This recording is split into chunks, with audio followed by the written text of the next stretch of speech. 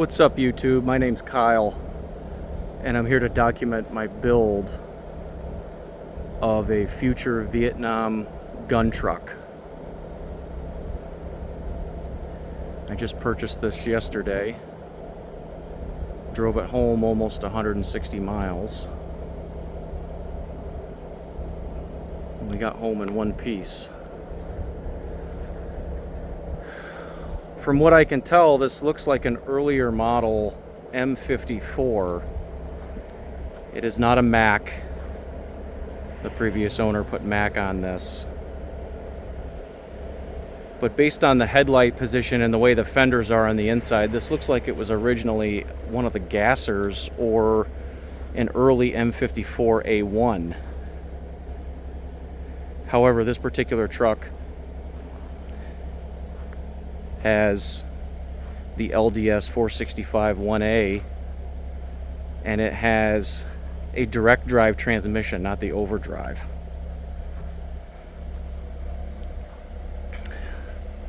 Truck's going to be completely gone through.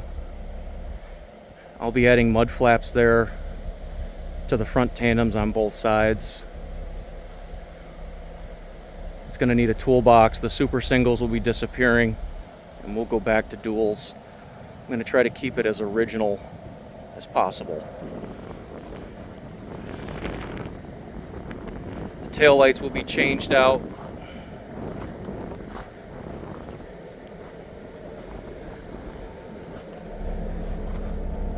Overall, the truck ran great. It's going to get a toolbox right there like it would have had. The plan is to paint this black. In Vietnam, they use gun trucks to support the convoys because the NVA realized if they destroyed the convoys, the troops couldn't get supplies, the helicopters couldn't get supplies, because everything that was moved inland was by truck. And so the transportation corps took it upon themselves to take trucks, and there was no specific military design.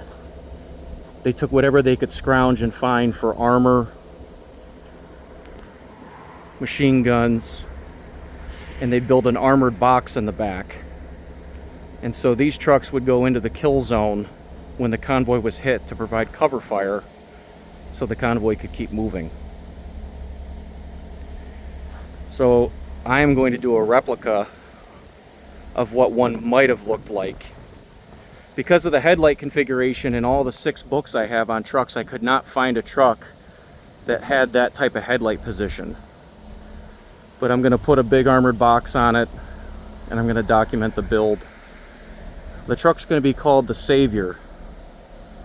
First and foremost, after my Lord and Savior Jesus Christ. But secondly, because in Vietnam, these were known as the Saviors, because if it wasn't for the gunfire and support that they provided, many more men would have been killed.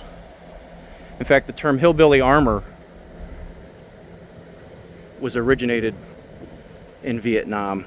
And then in the 80s and moving forward, the gun trucks that were produced for our modern military were all based off of what these trucks did. So this is the first build video in the series. I'll be doing documentation on any upgrades that are made.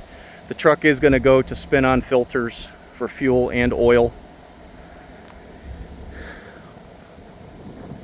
I am going to paint it black. There's going to be little accents here and there, but I'm going to try and keep it as original as possible. The gauges, you know, some gauges might get swapped out for some mechanical gauges, but I'm going to try to make them as close to what they would have looked like. Thanks for tuning in. Look forward to the next video.